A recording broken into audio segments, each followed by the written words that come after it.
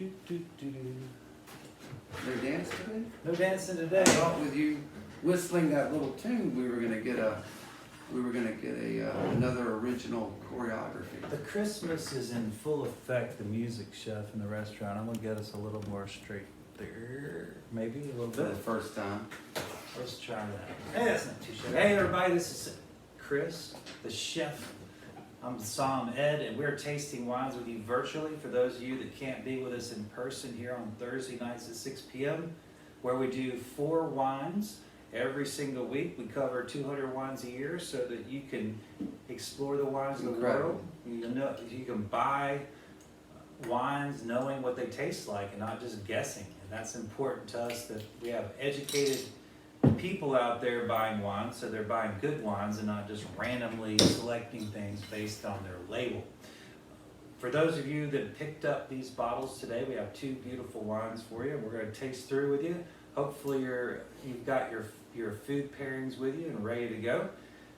We really do love doing these videos. It gives Chris and I a chance to just, not be in the rat race of the restaurant. We step down here to his office and do these little high production videos. I tell you though, it's always the highlight of my week that we get this time. Yeah. We get to talk about wine, talk about food, and talk about randomness. I always look forward to it. And of course, we've had a couple weeks off. We had Thanksgiving last week, and the week before, COVID.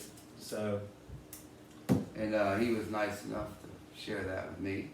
Yes. And then I shared it with my entire family. Yeah. And it's the gift that keeps on giving. We are not selfish people. We're not going to have anyone accuse us of that. So we somehow skated through the first 2 years of COVID without getting it. Immune.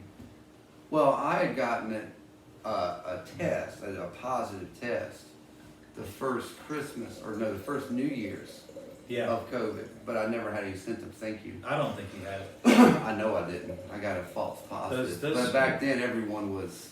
The tests were terrible back then. And it was there was a lot of sensitivity to it. Oh, yeah. That first year, Yeah. so you couldn't be cute.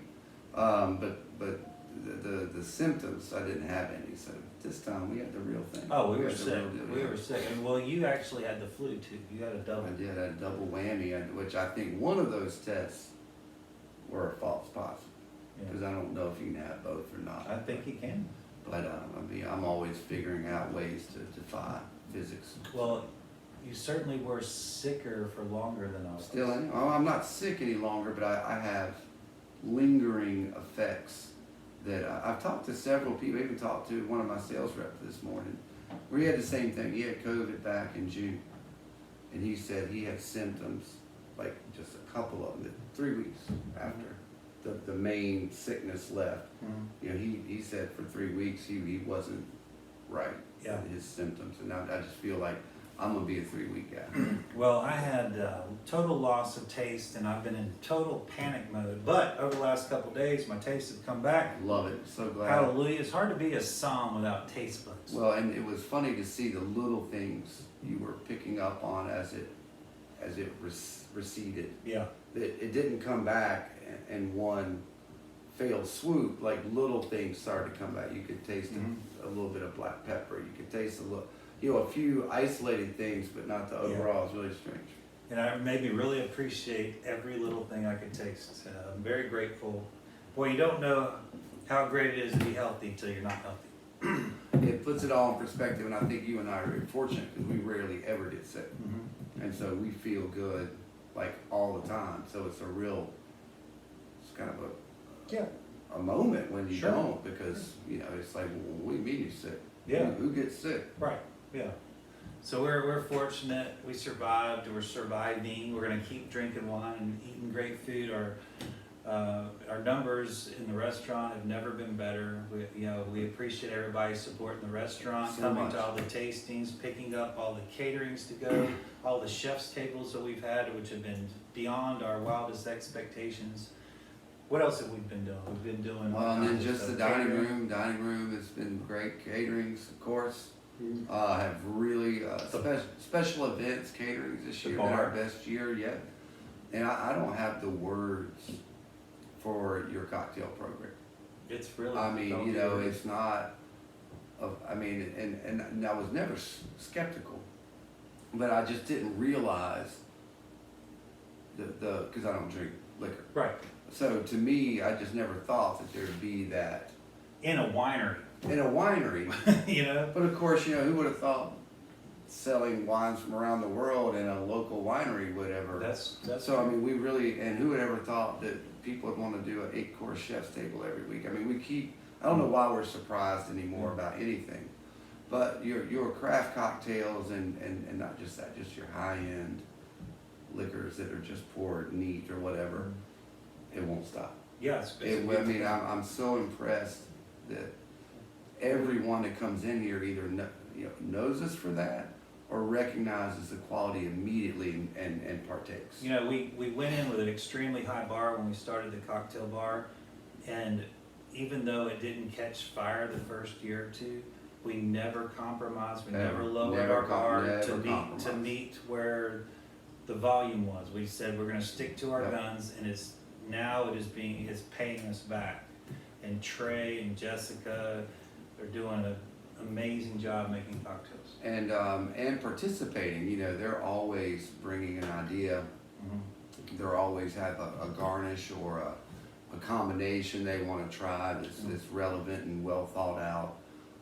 And so they are to be commended for that, because it's hard when our bottom level liquor is what most people's top shelf would be. I mean, what you make just a regular drink with. But so I think it's more difficult to be creative on the high end, because you're not going to do some syrup and whipped cream silliness where you can just be endlessly creative. When you're dealing with really high end liquor, That'd be more particular. Very particular, because you're trying to accentuate it, not mask it. Right. And I think you and your staff have done an amazing job at that, which is, I think, very hard to do.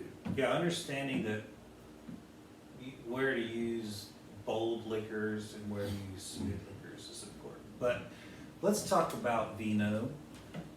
Let's talk about Guigal, one of our favorite producers, the biggest producer of southern France in terms of export. You have more accessibility to Guigal than anything in southern France, and this makes Chris and I very happy, because we love Châteauneuf-du-Pape, we love Côte d'Aron, we love Guigal, Tavel, we love it all. Yeah. And they have all of these offerings, and we take advantage of it. And they're always high quality, always deliver. And this is their Côte d'Aron Rosé. Now this is a predominantly Grenache with a little bit of Cinsault, about 20%, 10% Syrah. Very typical red blend, but here it is in rosé form. Of course, rosé, basically that means they just didn't leave the skins in for the full extraction of color. So this might have been, from the looks of it, I would guess, somewhere between 12 and 24 hours. Yeah, it's right down the middle. Yeah, it's not like a typical Provence light, but it doesn't have that deep red like you would associate with Grenache. It's like right down the middle. Yeah, so it would depend on the temperature as how quickly it diffused in color. And honestly, I don't know what temperature they did this, so I can't give you like a real firm idea, but you get the idea. It's a much shorter process, where if you're trying to extract Grenache and Syrah and Cinsault, you might be 2 to 4 weeks to get that really dark color. So it limits the tannins when you do this. Obviously it limits the color, but it also gives us a fresher, brighter fruit flavor, and that's what makes rosés rosés. It's unfortunate there's so many rosés out there that aren't of this caliber, because I think if people had these rosés, they would take rosés much more seriously, and this is a serious wine in my opinion. This is the 2021, and with serious rosés, I like to drink them a year or two old. That would not be the case for crummy rosés. Well, I wouldn't want to drink them anytime, but they really need to drink them the year of release. Whereas finer rosés, they actually they benefit from just a little bit of age, and I think you'll see that here. Chef, what is your impression? I mean, so much character. I'll tell you one thing that doesn't go away with the limited skin contact is the weight. You know, this has a serious weight to it that's really honestly the first thing I noticed beyond any of the bouquet. Absolutely. And that's why these are great, you know, when you're, you know, Chef Ed here will often, you know, talk about at chef tables or at tastings how many people would be stumped, blindfolded, if you served whites, reds, you know, everything at the same temperature, blindfolded. How many people would be stumped? You know, temperature really gets a lot of people where you immediately go white or red. But I mean, honestly, the weight of this, I think in a blind tasting, you'd have to be pretty darn good to come up with rosé. Has a beautiful acidity as well. Great acidity. I mean, I think that you would get guesses all over the map with this. I mean, and it's a compliment because it hits so many great high tones. Absolutely. You know, you're getting the best of what red has to offer. But to me, I like it because the acid's lower. You know, I can't drink a lot of high acid white wines because my mouth it doesn't like all that acid. So I love getting the rosés. Right. And I have to admit, I like not a cheap, like not a poorly made rosé, but a less expensive rosé in the summer coming up, you know, because I don't drink beer like I used to. You know, coming off the yard or on a hot day, I treat like cheaper rosés like beer. Sure. You know, they're so refreshing and I would just rather have wine than beer in the afternoon. And so having but this is a fancy one. It is, it really is. And this is, of course, you know, we think about rosés in the summer, but in our country, we just finished Thanksgiving, we still have Christmas. Those cuisines tend to be very similar. I think there's probably everybody's gonna be invited to 3 or 4 Christmas parties. Absolutely. This is the kind of wine that you can serve or take to a party that's doing any kind of Christmas food, and it's so versatile for its pairings. You know, we had rosé with our sausage dressing and our turkey and our ham and our pork and our sweet potato casserole. All of these work so well. Wonderful things. Rosé is made for this kind of thing. We had sausage stuffed peppers. We had smoked salmon. All of these things were going great with rosé. And so I don't want people to forget the power of rosé for pairing this time of year. Even though we're starting to bundle up, you got your toboggan on. I'm sorry, I am freezing today. I've got my little hoodie and my toboggan on. I don't know how you're doing it because I am really cold today. My point is that we don't necessarily think of rosés when we're cold, but in a house full of people and it's hot and stuffy and all that cuisine that demands a rosé, that's the spot for it. This is the season of ham. I mean, you know, it's not a mistake that when you go out, all the kiosks, the Hickory Farms kiosks and all the specialty ham makers are all about their ham and you're seeing all these sausages everywhere. From Thanksgiving to New Year's, I mean, it's ham season and rosé and ham, are you kidding? And then pork of all kinds, but sausage and honey glazed hams and all the ham that any way you like to make it. I mean, it's just prime time right now, and so it makes sense to have a high-end rosé that, like you said, complements all these seasonal foods so well. And any of y'all doing a Christmas brunch?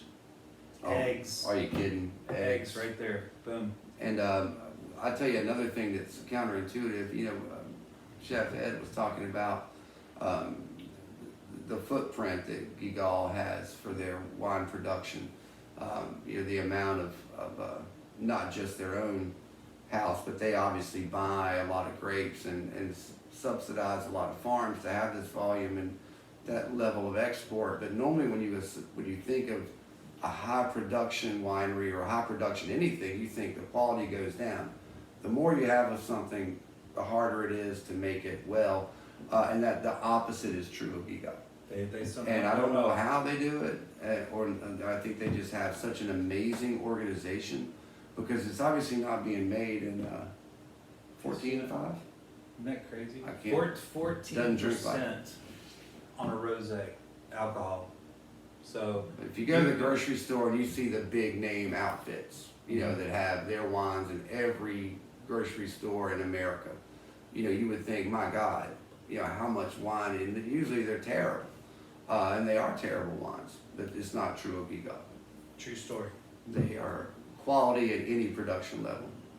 And also one of the pioneers, I mean, I think Guigal is really responsible for introducing a ton of people to French wine because they are approachable and they're in so many places that, you know, it's wonderful that you don't, like you see those little French wines at the store that probably even aren't. They have, you know, that are French wines, but all the American verbiage.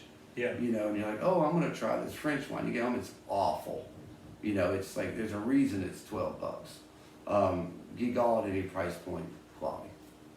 Chef, you got any idea what you're gonna be hooking these people up to? And we've got that beautiful cotton bell cheese from Boxcar Oh, man. That is Creamery, and good I think stuff. that's gonna be excellent. We have some beautiful charcuterie delivered this morning from our friends in Virginia. It's called Heritage Farms, and this gentleman uses all Virginia animals, all heritage pigs from, you know, that are from Virginia, mostly Southwest Virginia. And he's doing his own thank you. He's doing his own production. He's making some really gorgeous stuff, and we have some of his ham and some of his charcuterie. Thank you again. And so we'll have a little bit of variety of that with our cotton bell. I think it's going to be outstanding. I would agree completely. And I've had some of that.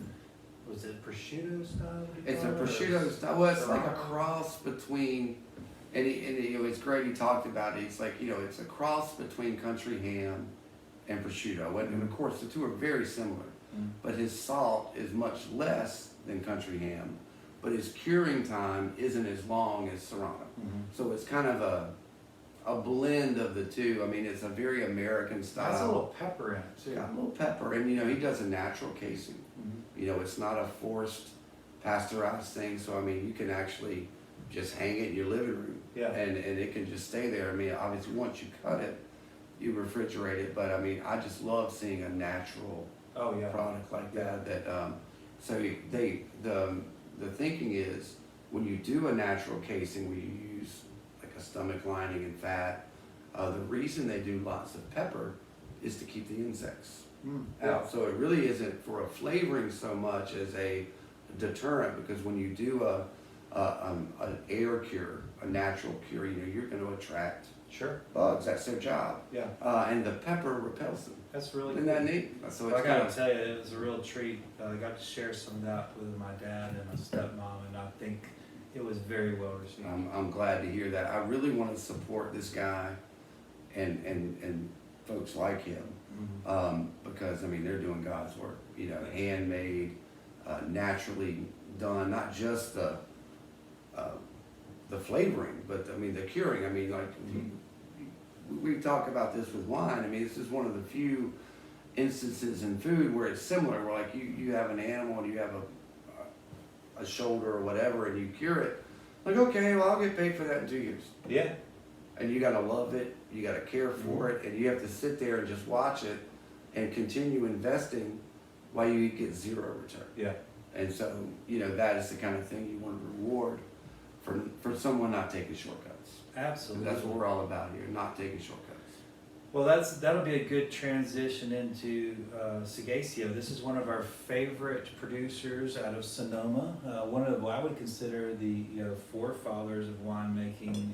We're talking about 125 years of family owned and operated. Wow. In terms of United States, that's like the 2,000 years. You know, it's amazing. That is quite a Yeah, heritage. Oftentimes we're serving wines from vineyards from South Africa or Alsace that are 400 or 500 years old, and that's not even that big of a deal, honestly, for them, because they've just been doing it for so long. But 125 years in American chronological, that's a big deal. That's all. I mean, And of course, you've been a big supporter at Trio, Big time. Cross Creek. Cross Creek. Yep. Seghesio, I would consider them Zen specialists in my opinion. I would think that they're Zen. Well, they're known for it, whether Sure. they branch out or not. I Right. mean, it's the We've first certainly thing. had other varietals. It's what you from them. think of. And one thing that I can say about them is they're always elegant wines. This is actually my first taste of this. Usually Chef is getting the surprise taste, but now I'm gonna get to taste this for the first You're time. the But guinea pig this time. I am risking it all by not tasting this before but that tells you the trust that I have for this winery. I completely believe in them that it's gonna be another great vintage. This is 2020, so cheers. Oh yes, that is lovely. Yeah, I took a sip while you were speaking, and yeah, they didn't. You had no reason to worry. Beautiful spice here. Someone Sweet does fruit. something 125 years, they're not going to risk upsetting you just for one vintage. The spice, the Zen spice, is just classic. Absolutely classic. Get a little mallow on there.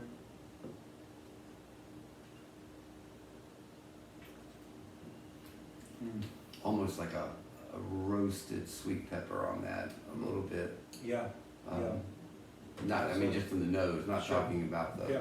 the mouthfeel, but I mean, on the nose, on the bouquet, that you get that little blister, blister on a sweet pepper. Yeah, It's really absolutely. nice. Yeah, like a pimento. Yeah. This is everything that I was hoping it would be. Never let down. Their Zens are so elegant. They're not boisterous. They're not overdone. They're not overly anything.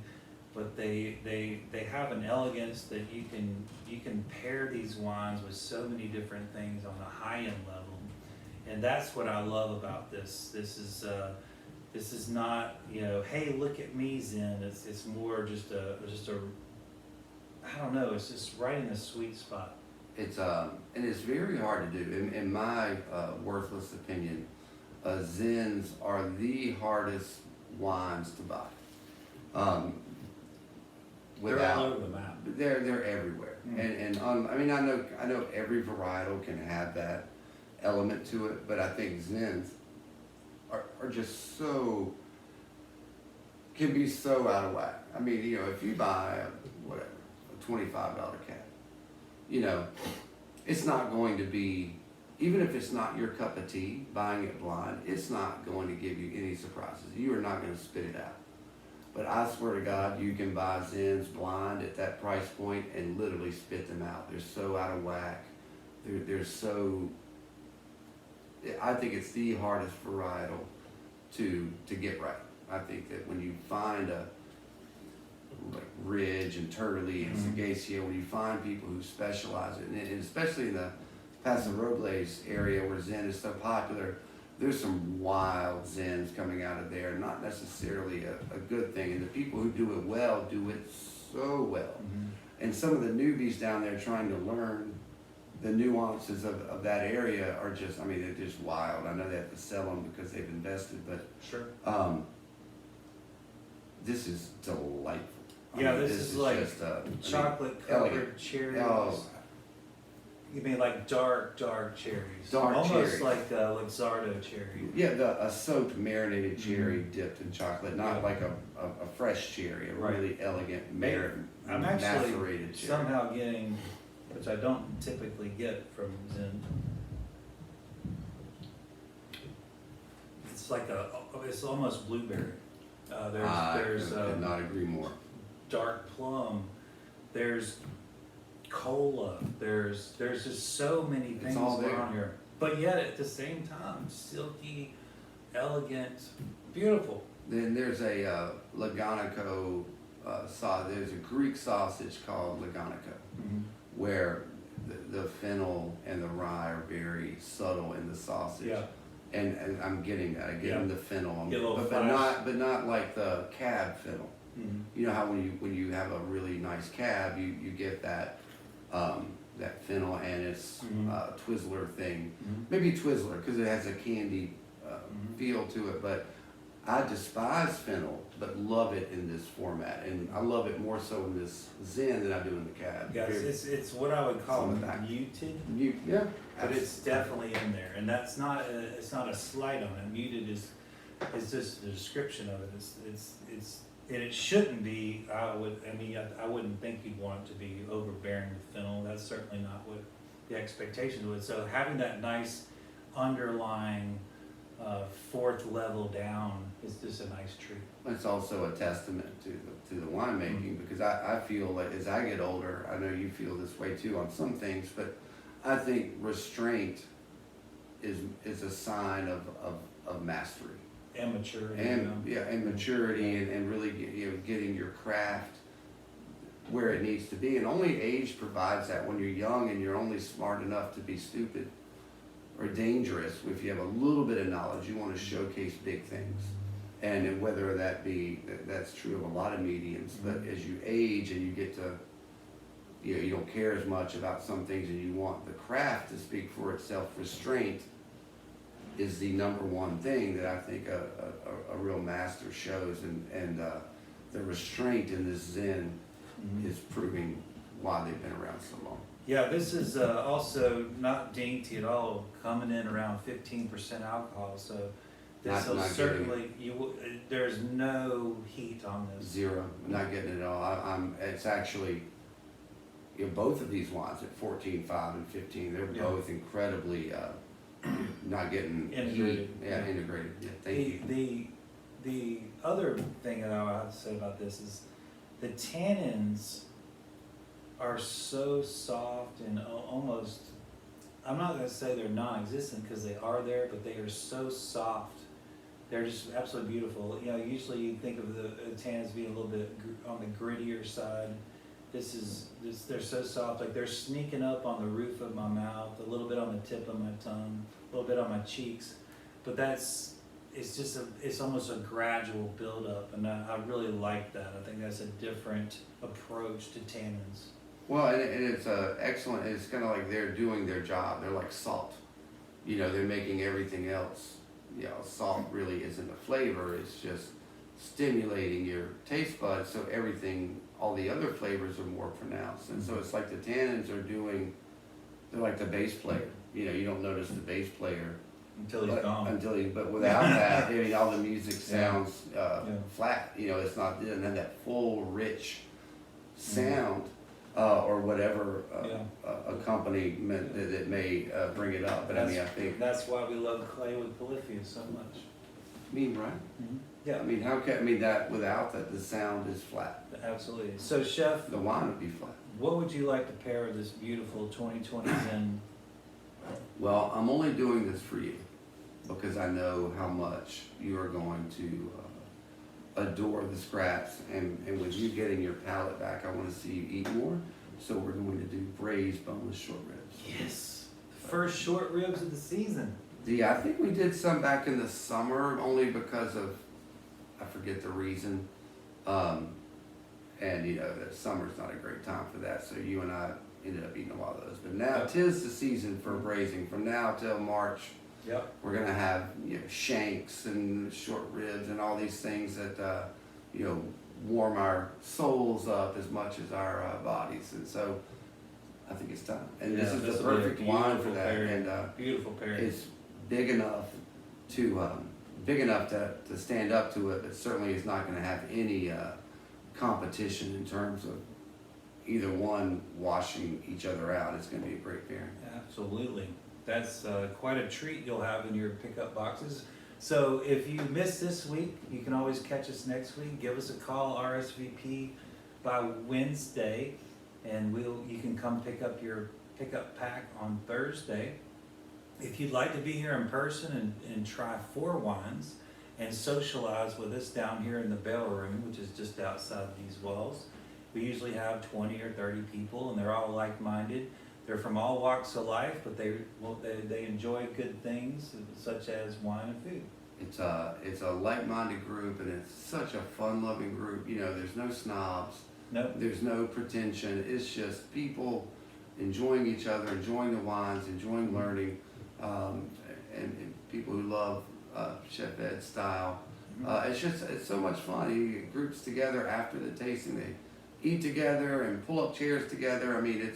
There's zero intimidation there. It's just a good time. Yeah, and I like the way they're very opinionated. They'll tell me, I don't like this one, or I really Thank like God. this one. Thank God. Yeah. It's like, well, that's great. I'm glad. Nobody wants to There's hear. no right or wrong in wine. Remember that. Don't let anybody tell you if something's supposed to be good or not. It's up to you. And the only way to know is by tasting. Don't trust somebody's, discounted price. Don't buy something because it's discounted. That's a red flag in itself. Always. These scores that that are, made up for the most part, in a lot of ways, they are. And just trust your own palate. So tasting wines, then you yourself know if you like it or not. Don't let someone else tell you what you're supposed to be drinking. And you're not supposed to like everything. You're not. I mean, that's not natural. But, So that's the whole purpose of trying 200 or 300 wines a year, Mhm. is to Yeah. differentiate what's for you and what's not. Yep. I mean, like, who cares if you don't like it? Great. Yep. And Move on to the next one. Our job is that we introduce as many wines to people as possible. They're not necessarily the wines that Chris and I drink, but they cover the full gamut, we believe, of styles. Absolutely, and when you hear us disseminate a wine, or take a wine apart, and we say it, doesn't mean we would buy it and drink it tomorrow. It just means like this is the appraisal. We think So it's you're a style you appraising should a know wine. about. Exactly, and it is worthwhile, and because your palate's not like ours either. So the things we're describing may be like you're like, oh boy, that's great, and while we'd be like, man, Yeah. Or vice versa. that's the whole purpose. Yep. But we do cover a lot of different styles. We try to hit every corner of the globe because it's flat and it's cornered. But anyway, If it were flat, a cat would have knocked us off of it by now. that's true. That's true. That's the only thing that is Only keeping me from believing, is the Right. cats would have finished us off. Well, we'll find out when we fly to Portugal in March if it's flat or round. By the way, I'm going to Portugal. That's right. We were talking about it last night. It was like, Yeah. we're going about our daily lives, and we have to stop every day or two and go, Yeah. we're going Yeah. to Portugal. I It's was- going to be a trip of a I was lifetime. showing my cousin Beverly last night the photos of the house. It's stunning. I mean, it's going to be a trip of a lifetime. I just hope I can live that long to make that. Hang on. To Just come hang to on. fruition, because it really is going to be a trip of a lifetime. I mean, the accommodations are so over the top. The group, the four of us Mhm. going on this adventure in this beautiful air. I mean, I'm just giddy. I can't believe it's real. I'm not gonna believe it's real until I get off the plane. And we're going to take full advantage of it. So we'll have lots of Portuguese wines to report to you on the flip side of that. And we will absolutely do a live tasting from Portugal. Absolutely, it'll be fantastic. That's something we are going to do. And I'm sure we'll record a few while we're there to put up later, but we're gonna have to do a live tasting at some It'll point. be great. Well, everybody, I hope you have a great week. And don't forget, if you have any catering needs this month, it's a big month. We got December that we're nipping the heels of December. Is it tomorrow? It's gotta be, of course, I thought it was December. December yesterday, and I was corrected. Even though I had spent the day writing the date on several things, mentally, once Thanksgiving's over, it's Yeah, December. right. I mean, that's just all there is to it, and the calendar decided that's not actually true. Well, welcome December. Welcome to Great Wines. Thank you, Guigal. Thank you, Seghesio, for continuing to produce consistently delicious wines year after year, What a testament. and making our holidays brighter by having these very pairable wines. And I think Delicious, you'll absolutely you'll delicious. quickly see that they're delicious on their own rights and with food, and that's what You we love. can't beat it. You can't beat it. Get the best I mean, of the both best worlds. of both worlds, you can enjoy Thank you, them every everybody. way. We appreciate everybody for watching. See you next week. Have a great night. Thank you.